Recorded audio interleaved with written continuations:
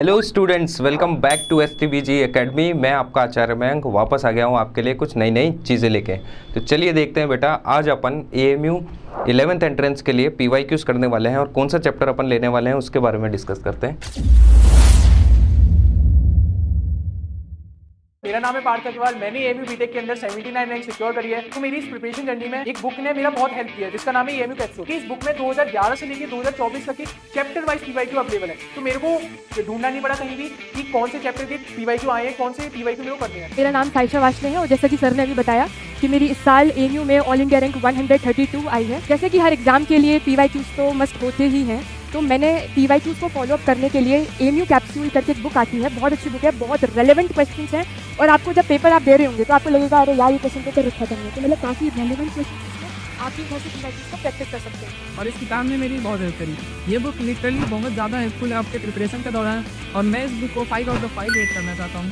This book is for AMU capsule for BTech और हर साल सबसे ज्यादा बिकने वाली किताब है, जिससे पढ़कर जाने कितने बच्चे जो हैं आज के टाइम में AMU में पढ़ रहे हैं। और हमने नया किताब अपना लॉन्च किया है 11th के लिए, AMU capsule for class 11th। तो अपन आज लेने वाले हैं मैटर अराउंड अस प्योर। बहुत ही सिंपल चैप्टर है, आपको भी बहुत सिंपल लगा होगा मेरे ख्याल से।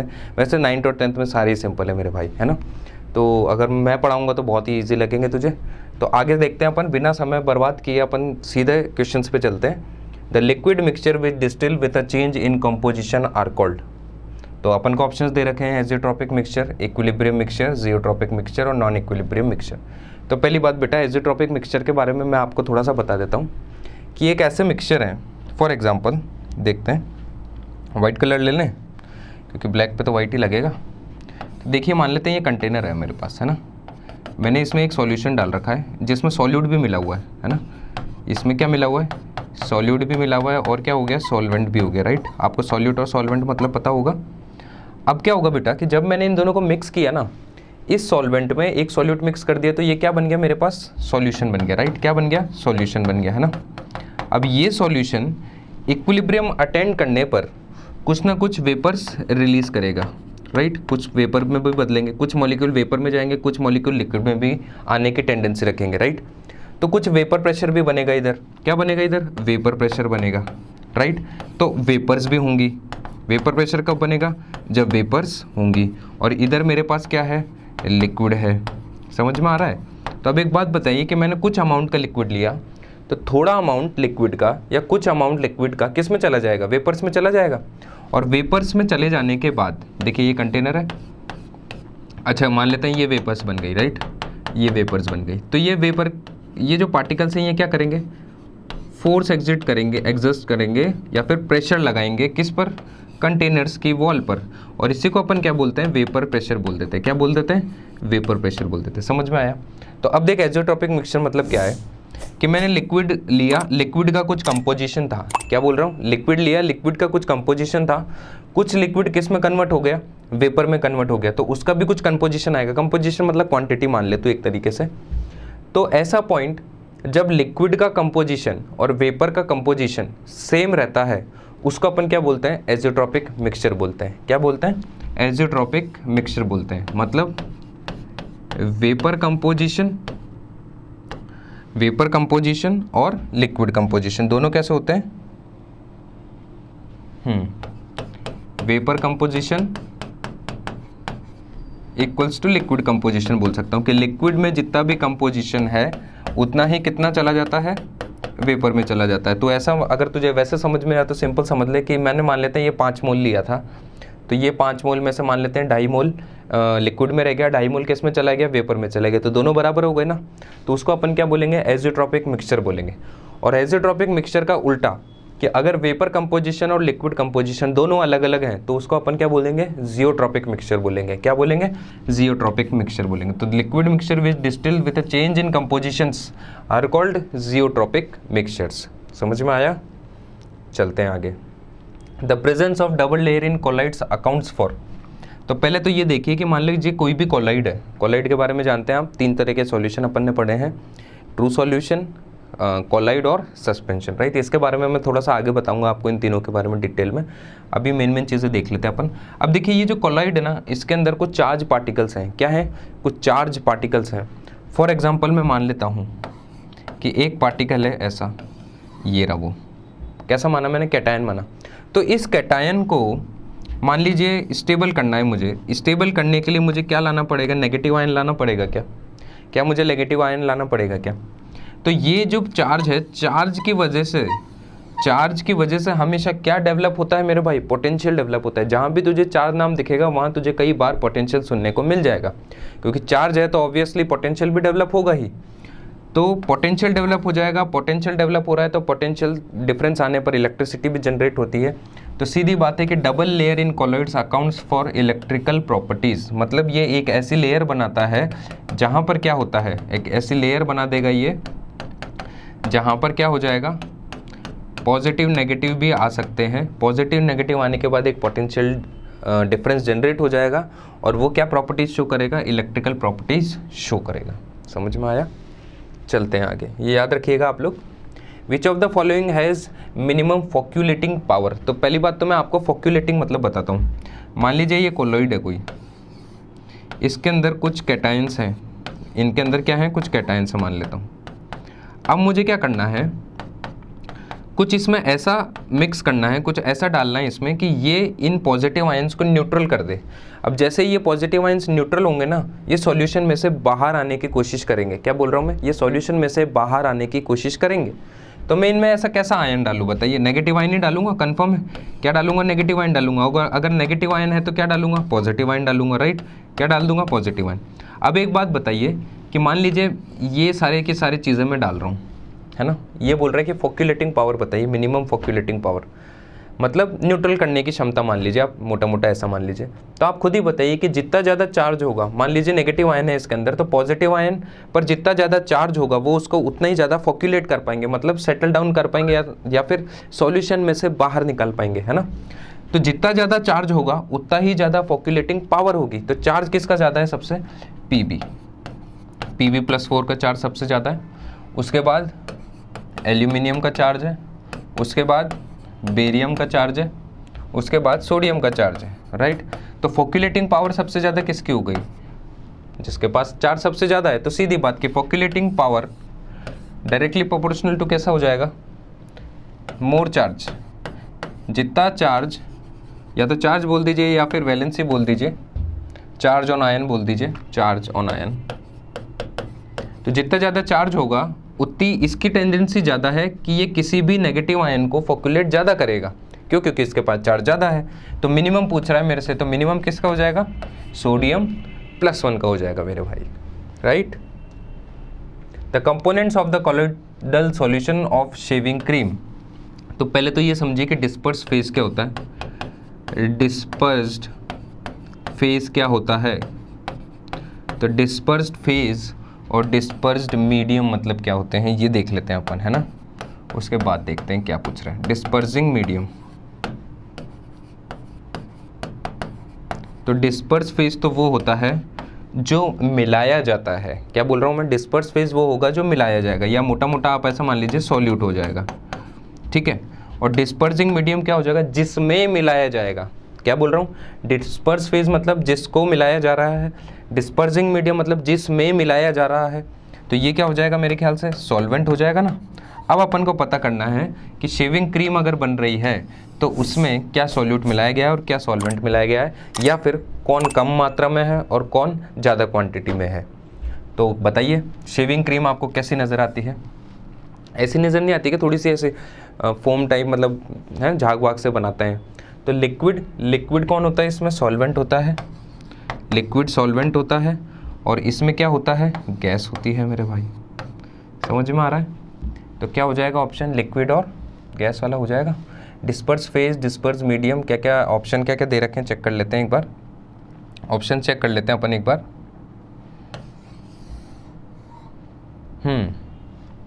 तो डिस्पर्स फेज मतलब सॉल्यूट हो जाएगा, डिस्पर्सिंग मीडियम मतलब सॉल्वेंट हो जाएगा, राइट। तो डिस्पर्स फेज और डिस्पर्स मीडियम, देखिए मुझे क्या क्या ऑप्शंस दे रखे हैं। डिस्पर्स फेज में सारी गैस दे रखी है, तो गैस किस में मिक्स है, लिक्विड में मिक्स है, तो गैस इन लिक्विड। समझ में आया, ये आपका शेविंग क्रीम हो जाएगी। Which among the following pair of elements are not metalloids. तो देखिए मैं आपको एक चीज़ पीरियोडिक टेबल की याद करवाना चाहूँगा। देखिए बाबा अली गए इंडिया थाईलैंड, काओ सीन गेंडा स्नेक पोलर बियर, डायरेक्ट भी याद कर सकते हैं जैसे बता रहा हूँ ट्रिक, वैसे भी याद कर सकते हैं। फिर क्या है नाइट्रोजन, तो नाना पाटेकर असरानी सब भिखारी। नाइट्रोजन के बाद कौन आएगा ऑक्सीजन, तो ओ स्टाइल से टीपो। फिर कौन आएगा फ्लोरीन, क्लोरीन, ब्रोमीन, आयोडीन और एस्टेटिन। तो मेटेलॉइड्स कौन कौन है मेरे पास, बात हो रही है मेटेलॉइड्स कौन कौन है, नॉट मेटेलॉइड्स पूछ रहा है पर मेटेलॉइड्स बता देता हूँ। तो boron, silicon, germanium, arsenic, antimony, tellurium, polonium और एस्टेटिन, ये सारे के सारे कौन हो गए अपने मेटेलॉइड्स हो गए। कौन हो गए मेरे भाई मेटेलॉइड्स हो गए। अब से याद रखना ट्रिक के साथ, ये सारे के सारे क्या हो गए मेरे पास मेटेलॉइड्स। इनमें से छांट लीजिए, कोई नहीं है तो वो वाला ऑप्शन आपके लिए करेक्ट हो जाएगा। चले, gel is a colloidal solution in which the disperse phase and disperse medium are. तो जेल कैसा होता है पहले तो मुझे ये बताइए, जेल कैसा होता है, जेल कैसा होता है ये मुझे बता दीजिए प्लीज़। ये हो जाएगा सॉल्वेंट। जेल कैसा होगा बताइए, जेल कैसे दिखता है आपको, दिखने में कैसा है जेल। अगर देखा जाए jail is a colloidal solution, वो तो अपन को पता है कि कोलोइडल सॉल्यूशन है, पर दिखने में कैसा रहता है जेल, ऐसे थोड़ा लचीला सा रहता है। तो आप खुद ही दिमाग लगाइए कि सॉल्यूट और सॉल्वेंट क्या मिलाया गया होगा उसमें, सॉल्यूट और सॉल्वेंट क्या मिलाया गया होगा जेल में, बताइए बताइए मेरे भाई। तो देखिए जेल के अंदर क्या होता है, सॉल्यूट, सॉल्वेंट जो होता है वो सॉलिड होता है। एक सॉलिड के अंदर अपन लिक्विड डालते हैं और उसको प्योरली मिक्स करते हैं, तब जाके मेरे पास क्या बनता है, जेल बनता है। तब जाके मेरे पास क्या बनता है, जेल बनता है। ये कुछ चीज़ें हैं आपको जो याद रखनी पड़ेंगी। तो बताइए लिक्विड किस में है, सॉलिड में। लिक्विड किस में मिलाया जा रहा है, सॉलिड में मिलाया जा रहा है ना। लिक्विड को किस में मिलाया, सॉलिड। पाउडर मान लीजिए, पाउडर होगा उसमें लिक्विड मिलाया तो जेल टाइप बन गया है ना, ऐसा मान सकते हैं आप।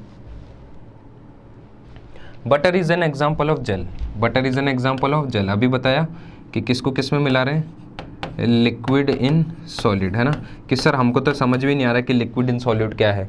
तो जैसे बटर का एग्जाम्पल है, तो बटर के केस में सॉलिड क्या है, फैट्स, फैट्स है ना। फैट क्या होता है, सॉलिड टाइप होता है। उसके अंदर क्या मिक्स है, मान लीजिए लिक्विड मिक्स है, वाटर मिक्स है मान लीजिए। तो वाटर और फैट मिक्स करके मुझे क्या बना रहे हैं, बटर बना के दे रहे हैं। समझ में आया। तो ये कैसे हो जाएगा, जेल फॉर्म हो जाएगा, जेल वाला कोलोइड हो जाएगा ना ये। जर्मेनियम इज़ तो ये मैं आपको बता ही चुका हूँ कि आपने इससे पहले की पूरी टेबल बता दी मैंने, उसमें से आप देख के कर लीजिए। The solubility of gas increases with, तो देखिए सॉल्युबिलिटी ऑफ गैस पूछ रहा है। मान लीजिए ये कंटेनर है ना, मान लेते हैं ये कुछ लिक्विड है और ये मेरे पास गैस के पार्टिकल्स हैं, है ना।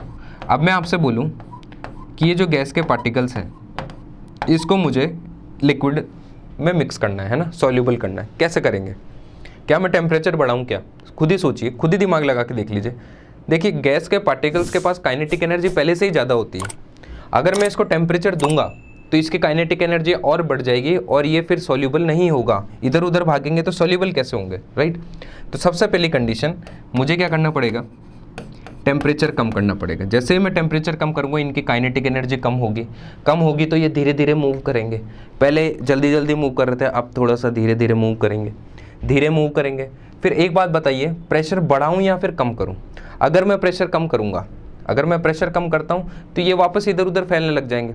प्रेशर बढ़ा दूंगा तो कम फैलेंगे, तो मिक्स होने के चांसेस ज़्यादा हैं। तो मैं क्या बोल सकता हूँ, प्रेशर क्या कर दूँ, बढ़ा दूँ, टेम्परेचर क्या कर दूँ, कम कर दूँ, तो मेरे पास जो सॉल्युबिलिटी है वो इंक्रीज़ होगी। तो decrease in temperature and increase in pressure, right. Burning of a paper, बताइए मेरे भाई, बर्निंग ऑफ अ पेपर मतलब एक कंबशन का एग्जाम्पल हो गया कि कुछ जल रहा है। अगर किसी का भी देखिए कंबशन होता है तो प्रोडक्ट्स क्या बनते हैं, किसी का भी कंबशन होता है तो प्रोडक्ट्स क्या क्या बनते हैं मेरे पास, CO2 + H2 बनता है। अगर नया सब्सटेंस बन रहा है तो वो केमिकल चेंज होगा। अगर कोई भी नया सब्सटेंस नहीं बन रहा है, सिर्फ फिजिकल स्टेट में ही चेंज हो रहा है, तो वो फिजिकल चेंज होगा। तो burning of a paper, burning of a paper क्या हुआ मेरे भाई, केमिकल चेंज हुआ क्योंकि नए नए सब्सटेंस बने, हाँ या ना। क्या फिजिकल स्टेट भी चेंज हुई, हाँ। वैसे देखा जाए तो बर्निंग ऑफ अ पेपर दोनों में आना चाहिए कि फिजिकल चेंज भी हो रहा है और क्या बोलते हैं अपने पास केमिकल चेंज भी हो रहा है। पर देखिए बर्निंग ऑफ पेपर जो है इसके अंदर मैं ऐसा नहीं बोल सकता कि कोई नया प्रोडक्ट बन रहा है। मतलब नया प्रोडक्ट तो बन रहा है, जैसे ये दोनों तो बन ही रहे हैं, पर सेम का नहीं बन रहा है। जैसे मान लीजिए वैक्स है, वैक्स को मैं मेल्ट करता हूँ, है ना, वैक्स को मान लीजिए मैं मेल्ट कर रहा हूँ, ठीक है, मान लीजिए ये वैक्स है, इसको मैं मेल्ट करता हूँ, तो वैक्स मेल्ट होकर क्या बनेगा, लिक्विड वैक्स बन जाएगी। ज़्यादा से ज़्यादा मोमबत्ती देखिए ना अपन ने, लिक्विड वैक्स बन जाएगी, है ना।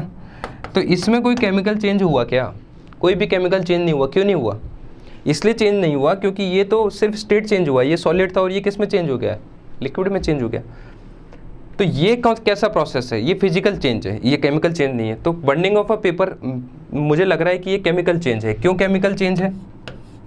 केमिकल चेंज क्यों है? क्योंकि फिजिकल चेंज के लिए सेम सब्सटेंस या तो दे दो मुझे, मतलब सेम सब्सटेंस मतलब जैसे मान लीजिए वाटर है और ये वाटर किस फॉर्म में, गैस के फॉर्म में। इस वाटर को मैंने किस में कन्वर्ट कर दिया, वाटर को सॉलिड में कर दिया, आइस में कर दिया। तो ये बताइए ये कैसा चेंज है? ये फिजिकल चेंज हुआ। कैसा चेंज हुआ? ये फिजिकल चेंज हुआ। क्यों? क्योंकि सब्सटेंस तो सेम है ना, बस स्टेट ही तो बदला। तो यहाँ पर सब्सटेंस सेम थोड़ी रहे भाई। रिएक्टेंट की तरफ अलग प्रोडक्ट थे, वो रिएक्टेंट की तरफ अलग चीज़ें थी, प्रोडक्ट की तरफ अलग चीज़ें हैं। तो ये सेम सब्सटेंस थोड़ी फिजिकल स्टेट में चेंज हुआ। इसलिए कौन सा ऑप्शन आना चाहिए? केमिकल चेंज वाला ऑप्शन आना चाहिए, right. 0.5 gram of substance is dissolved in इतना सॉल्वेंट। तो पहले सॉल्यूट और सॉल्वेंट देख लीजिए कि सॉल्यूट और सॉल्वेंट क्या है। तो सॉल्यूट है मेरे पास 0.5 ग्राम। सॉल्वेंट कौन है मेरे पास? सॉल्वेंट है मेरे पास 25 ग्राम। तो सॉल्यूशन कितना आ जाएगा मेरे भाई? सॉल्यूशन कितना आ जाएगा मेरे भाई? सॉल्यूशन आ जाएगा मेरे पास 0.5 प्लस 25 या आएगा 25.5 ग्राम। ठीक, क्या पूछ रहा था? Percent amount of substance in solution. तो परसेंटेज पूछ रहा है। तो देखिए अमाउंट ऑफ सॉल्यूट कितना है मेरे पास? 0.5 divided by mass of solution. Amount of solute divided by mass of solution. तो सॉल्यूशन का मास कितना है? 25.5 मल्टीप्लाई बाय 100। इसको सॉल्व करिए, कितना आएगा? कैलकुलेटर से कर लें क्या? कैलकुलेटर से कर लें क्या? कैलकुलेटर से करूँगा तो आंसर करेक्ट आएगा। तो देखिए 0.5 डिवाइडेड बाय 25.5 मल्टीप्लाई बाय 100, तो ये आ रहा है 1.96%। ठीक है, जो भी आंसर है वो मैच कर लिए। सिंपल है ये तो। किसी का भी परसेंटेज निकालना तो ऐसे करते हैं अपन। मान लीजिए मुझे आप लोगों के सब्जेक्ट के मार्क्स निकालने, तो अपन क्या करते हैं? ऊपर क्या डालते हैं? मार्क्स ऑब्टेंड, और नीचे क्या डालते हैं? Total marks into 100। ऐसे तो करते हैं। तो वही तो किया है कि कितना अमाउंट डाला, कितने टोटल में डाला, इंटू 100 करके परसेंटेज निकाल लीजिए। इसी को अपन परसेंटेज मास बाय मास भी कहते हैं, है ना। What is the molarity of Na plus ions in the solution prepared by dissolving इतना ग्राम ऑफ इतना इन वॉल्यूम ऑफ इतना? देखिए मुझे क्या क्या दे रखा है। मुझे दे रखा है व्हाट इज़ द मोलैरिटी। क्या मोलैरिटी पता है क्या आप लोगों को? पहले तो ये बता दीजिए, क्या मोलैरिटी पता है क्या? मोलैरिटी नहीं पता है तो मैं मोलैरिटी बताता हूँ। मोलैरिटी क्या होती है? ये कैपिटल एम से डिनोट करते हैं इसको। मोलैरिटी मतलब moles, number of moles of solute, number of moles of solute dissolve in 1 litre solution. ठीक है, इसका फॉर्मूला बताते हैं। देखिए आपको ये याद रखना है कि 1 लीटर अगर सॉल्यूशन लेता हूँ तो उसमें सॉल्यूट के कितने मोल्स डिसॉल्व हैं, उसी को अपन क्या बोलेंगे? मोलैरिटी बोलेंगे। इसका फॉर्मूला देखेंगे तो बोलेंगे अपन moles divided by volume of solution. किस में? लीटर में। अगर आप यहाँ ml लेते हैं तो मल्टीप्लाई बाय 1000 कर दूंगा मैं।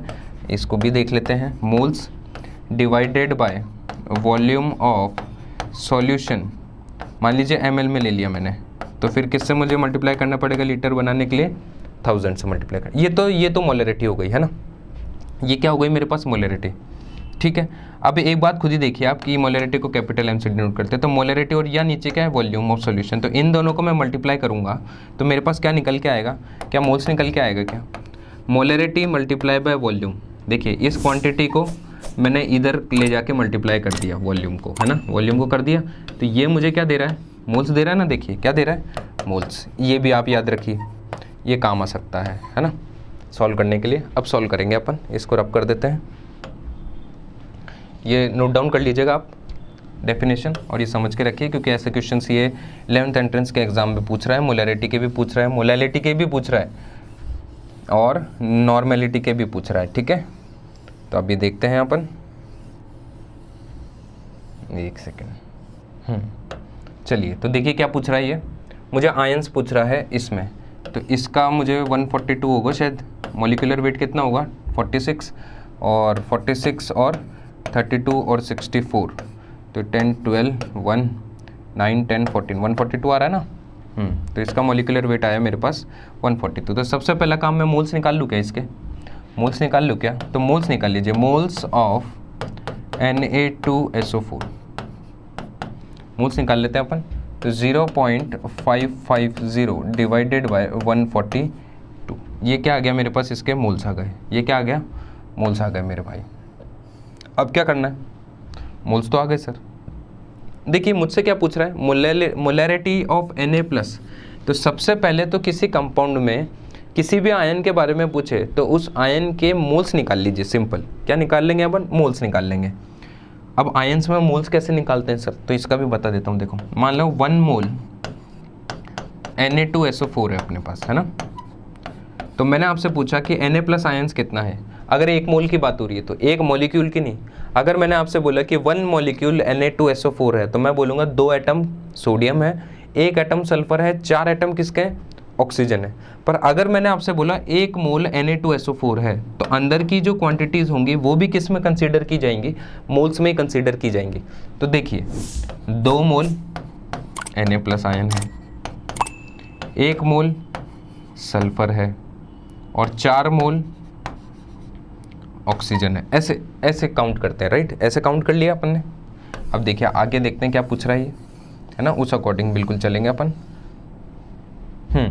तो मोल्स ऑफ ये देख लिया मैंने, तो मोल्स ऑफ सोडियम कितना आ जाएगा, मोल्स ऑफ Na+ आयन, है ना, कितना आ जाएगा। ये मोल किसका हो गया, Na2SO4 का। 1 मोल में कितने हैं सोडियम के, 2 मोल हैं, तो इतने मोल में कितने होंगे, मल्टीप्लाई बाय 2, तो 0.550 डिवाइडेड बाय 142 इंटू 2। ये समझ में आया क्या, अरे ये समझ में आया क्या, ठीक है। ये क्या आ गया मेरे पास, मोल्स ऑफ Na+। मुझसे क्या पूछ रहा है, मोलैरिटी। मोलैरिटी का फॉर्मूला अभी मैंने आपको बताया, moles of Na+ divided by volume of solution. तो वॉल्यूम कितना दे रखा है मुझे, देखिए इन अ वॉल्यूम ऑफ 100 ml, तो 100 क्या ml में है क्या, हाँ सर ml में है। तो क्या लिक्विड में कन्वर्ट करने के लिए 1000 से मल्टीप्लाई करना पड़ेगा क्या, हाँ सर। इसको सॉल्व कर लीजिए, इसको सॉल्व करके अपन किधर रख देंगे, इसको सॉल्व करके अपन इधर रख देंगे, है ना। तो इसको कैलकुलेटर से सॉल्व कर लें क्या, देखिए तो ये आ रहा है मेरे पास 0.550 है ना, 0.550 मल्टीप्लाई बाय 2 डिवाइडेड बाय 142, तो ये आ रहा है अपने पास 0.00774।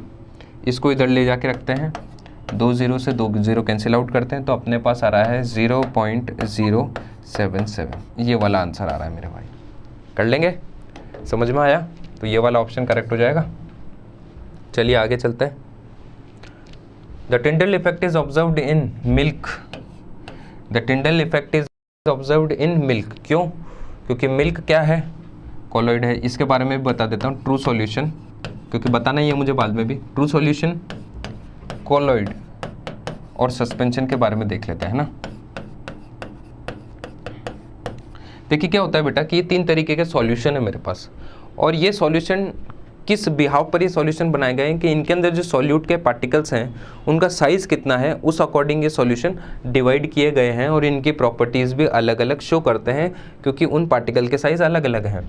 तो साइज़ के अकॉर्डिंग अगर मैं देखूँ तो ट्रू सॉल्यूशंस, देखिए ट्रू सॉल्यूशन मतलब जैसे सॉल्ट सॉल्यूशन, शुगर सॉल्यूशन, ये ट्रू सॉल्यूशन है। इसके अंदर अपन शुगर के पार्टिकल्स को निकाल सकते हैं क्या, वापस आप देख के निकाल सकते हो क्या, क्या विजिबल है क्या, सर विजिबल तो नहीं है। क्या फिल्ट्रेशन से निकाल सकता हूँ क्या, छानने से, छानने से नहीं निकाल सकता सर, रोज़ चाय बनाता हूँ, अगर चाय बनाते टाइम ऐसे छानने से चीनी अलग हो जाती है तो मेरे तो दिक्कत हो जाती है सर, है ना।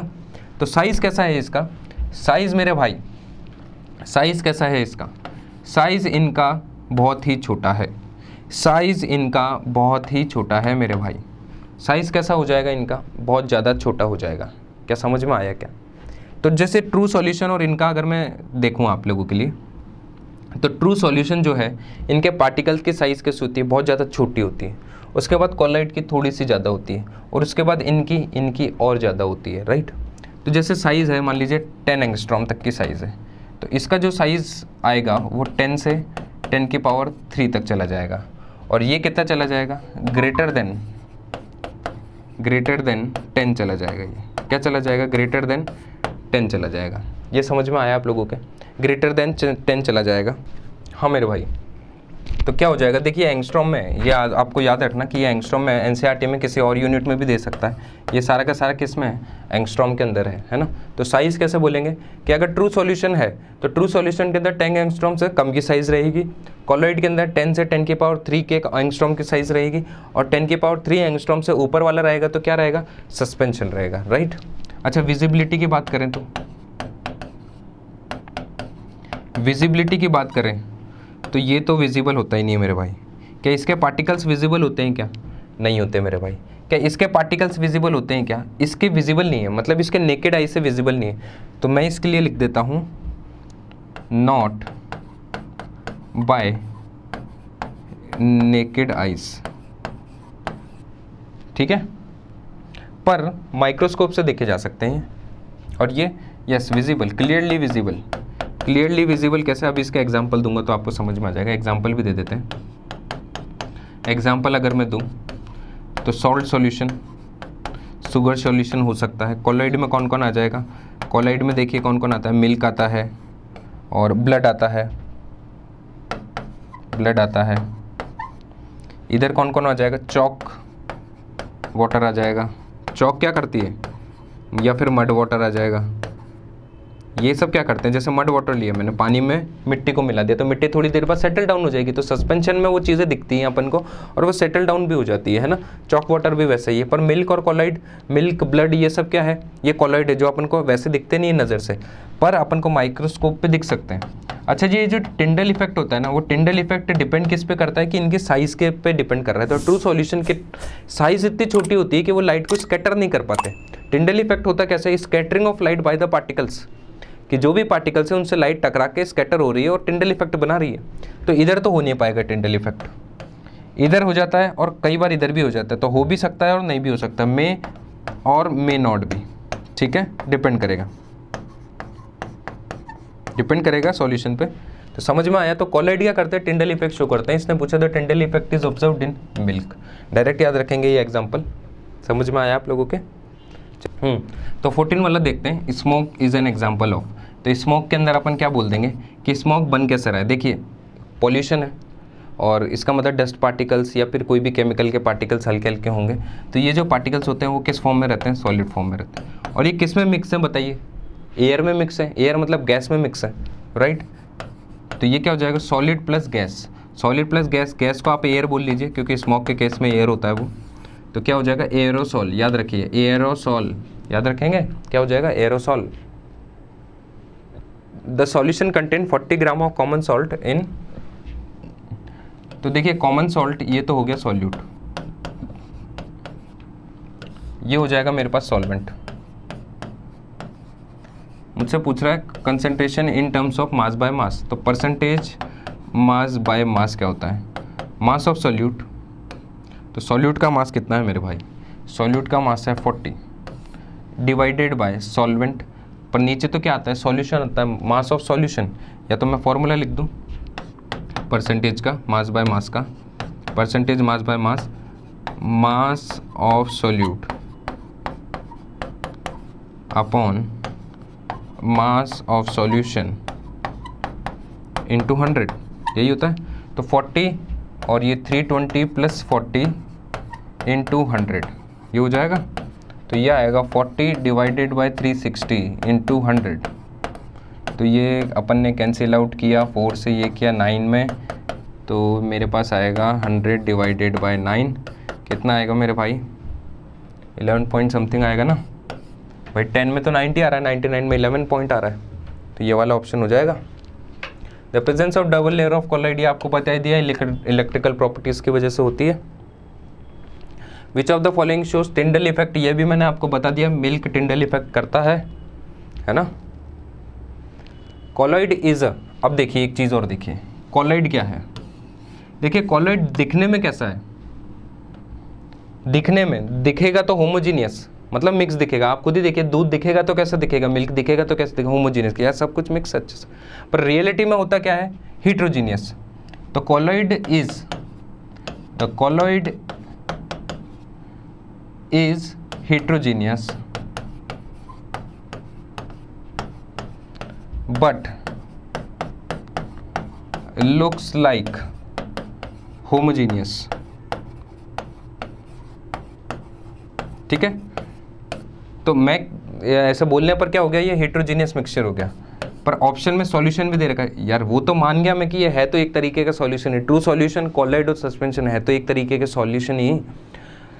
पर अगर देखा जाए कि ये किस तरीके का मिक्सचर है, तो ये हेट्रोजीनियस मिक्सचर है। दिखता कैसा है, होमोजीनियस। होमोजीनियस मिक्सचर मतलब यूनिफॉर्मली डिस्ट्रीब्यूटेड पार्टिकल्स, मतलब अच्छे से मिक्स हो गए। हेट्रोजीनियस में अच्छे से मिक्स नहीं हो पाते, तो ये है कैसा, हेट्रोजीनियस मिक्सचर है। सॉल्यूशन भी है, सॉल्यूशन की कैटेगरी में है, पर अगर मिक्सचर की बात की जाए तो कैसा मिक्सचर है, हेट्रोजीनियस मिक्सचर है। समझ में आ गया। पर अभी आप ऑप्शन से चेक करना कि ऑप्शन में क्या दे रखा है अपन को, कि भाई हेट्रोजीनियस मिक्सचर दे रखा है या फिर सॉल्यूशन दे रखा है, दोनों सही है। मेल्टिंग ऑफ एक्स मैं आपको पहले ही बता चुका हूँ, फिजिकल चेंज होता है मेल्टिंग ऑफ एक्स, सिर्फ फिजिकल स्टेट चेंज होती है। सॉलिड से किस में चेंज होता है, लिक्विड में चेंज होता है। इसलिए द सॉल्यूशन कंटेन 25 ग्राम, तो देखिए सॉल्यूट हो गया ये, और ये क्या हो गया, सॉल्वेंट हो गया। पिछले जैसे क्वेश्चन मेरे ख्याल से कैलकुलेट मास बाय मास मुझे कैलकुलेट करना है, तो परसेंटेज मास बाय मास अगर कैलकुलेट करेंगे अपन तो 25 डिवाइडेड बाय, बताइए सॉल्यूशन का 75 प्लस 25 राइट इनटू 100 है ना, तो ये 100 हो जाएगा, 100 से 100 कैंसिल हो जाएगा, तो मेरे पास 25% बचेगा। ठीक है, तो 25% आंसर हो जाएगा, सिंपल ही है ये तो। Which one is correct example of metalloid, तो मेटेलॉइड के बारे में मैं आपको एक क्वेश्चन में पहले ही, इससे पहले बता चुका हूँ, पूरी टेबल याद करवा चुका हूँ, तो आप उधर देखिए और सीधा आंसर निकालिए। इज द करेक्ट टेलुरियम हो जाएगा TE, है ना। विच of the following property is not correct for suspension, suspension के लिए कौन सी प्रॉपर्टी करेक्ट नहीं है। देखिए suspension is heterogeneous mixture, yes sir heterogeneous mixture है क्या, हाँ। The particle of suspension can be सीक्ड bye naked eyes, हाँ सर देख सकते हैं आराम से, क्योंकि मड वाटर होता है तो उसको भी देख सकते हैं, chalk water. The particles of suspension scatter a beam of light passing through and makes it a part visible, yes Tyndall effect show करता है ये। They can't be separated from the mixture by the process of filtration, ये गलत है, क्योंकि आप खुद ही सोचिए मिट्टी के पानी को आप छान के अलग कर सकते हैं, चॉक के पानी को आप छान के अलग कर सकते हैं, तो इसका मतलब ये वाला आंसर गलत हो जाएगा और ये वाला टिक हो जाएगा, राइट। फेस क्रीम बताइए, फेस क्रीम इमल्शन है मेरे भाई, याद रखिएगा। फेस क्रीम कैसा है, इमल्शन टाइप है। अब आप बोलेंगे इमल्शन क्या होता है सर, तो इमल्शन होता है liquid liquid mixture, liquid plus liquid mixture, वो भी इमिसिबल वाला। मतलब मान लीजिए दो चीज़ें हैं, ऑयल और वाटर है, क्या वो दोनों मिक्स हो सकते हैं, क्या नहीं हो सकते, पर अपन ने उसको ज़बरदस्ती मिक्स कर दिया, तो वो क्या बोलूँगा मैं, एमल्शन बोलूँगा। क्या बोलूँगा, एमल्शन। वो भी कैसा, लिक्विड प्लस लिक्विड, और वो जो दोनों लिक्विड हैं वो दोनों के साथ मिक्स नहीं होने चाहिए, मिसिबल नहीं है, इमिसिबल लिक्विड्स हैं, तब जाके वो क्या बनाते हैं मेरे लिए, एमल्शन टाइप कॉलॉइड्स बनाते हैं। और ये जो फेस क्रीम अपनी बनती है वो इससे ही बनती है। अब आप खुद सोचिए इसमें क्या क्या मिला रहता होगा, तो एक तो ग्लिसरीन मिला हुआ रहता है, ग्लिसरीन मिला हुआ रहता है, और भी पैराफिन वैक्स वगैरह भी मिली हुई रहती है, पैराफिन वैक्स सब लिक्विड है, पैराफिन वैक्स वगैरह भी मिली हुई रहती है। तो ये बहुत सारी चीज़ें हैं, और भी चीज़ें आपको उसके इंग्रेडिएंट्स में देखने को मिलेगी। अगर आप पीछे देखेंगे ना इंग्रेडिएंट्स में, तो बहुत सारे लिक्विड मिक्स रहते हैं फेस क्रीम में, तो वो जाके क्या बनाते हैं अपने पास, एमल्शन टाइप कॉलॉइड्स बनाते हैं, right. What is the normality, अब देखिए मैं आपको बोल रहा था ना कि नॉर्मेलिटी का भी क्वेश्चन पूछा हुआ है, तो मोलरिटी नॉर्मेलिटी मैं बताता हूँ आपको। नॉर्मेलिटी भी ऐसे क्वांटिटी है, तो normality equals to molarity into n factor. अब ये एन फैक्टर क्या है वो बता देता हूँ। जैसे एसिड है बेटा और एक बेस है, तो एसिड क्या देता है, H+ आयन देता है सर, बेस क्या देता है, OH- आयन देता है सर।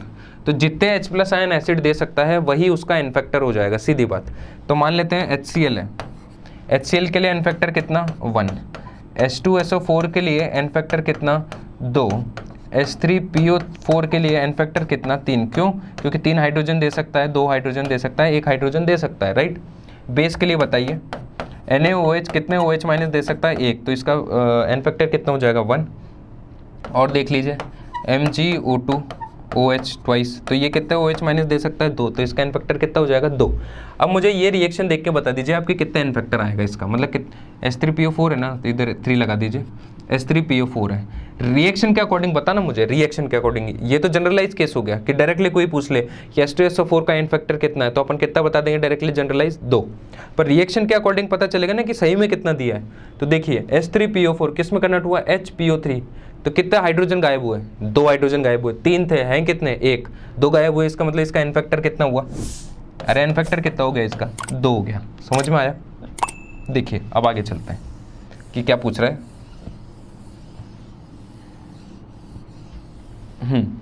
देखिए तो ये बोल रहा है what is the normality of इतना। तो देखिए मोलरिटी मुझे दे रखी है, मैंने आपको नॉर्मेलिटी का फॉर्मूला बताया, मोलरिटी इनटू एन फैक्टर। तो मोलरिटी कितनी है 0.3, एन फैक्टर कितना आया 2, कितना आ गया आंसर 0.6। समझ में आया?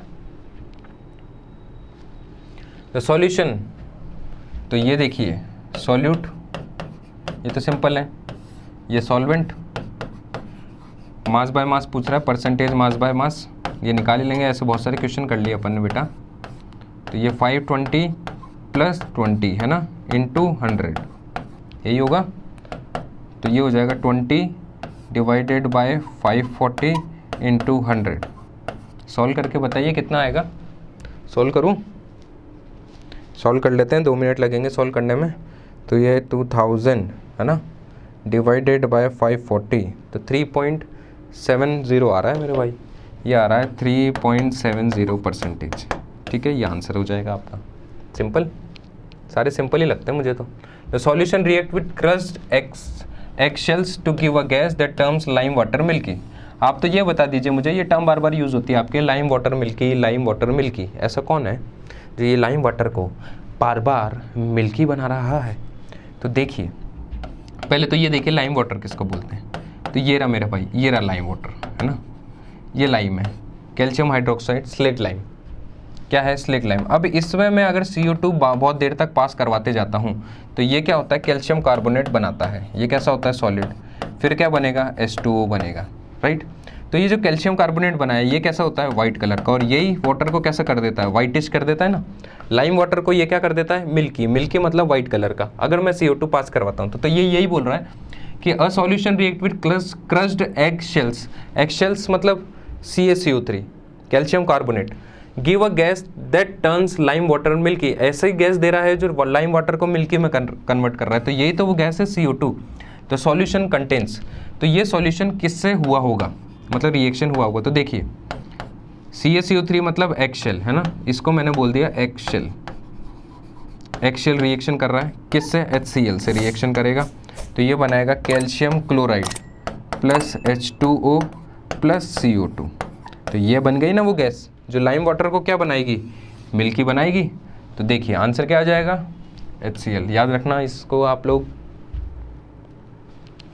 टिंडल effect is colloidal solution, in colloidal solution is due to scattering of light by the particles. Particles क्या करते हैं, लाइट को स्कैटर करते हैं, तब जाके टिंडल इफेक्ट शो होता है अपन को। The components of which of the following mixture can be separated by the process of filtration.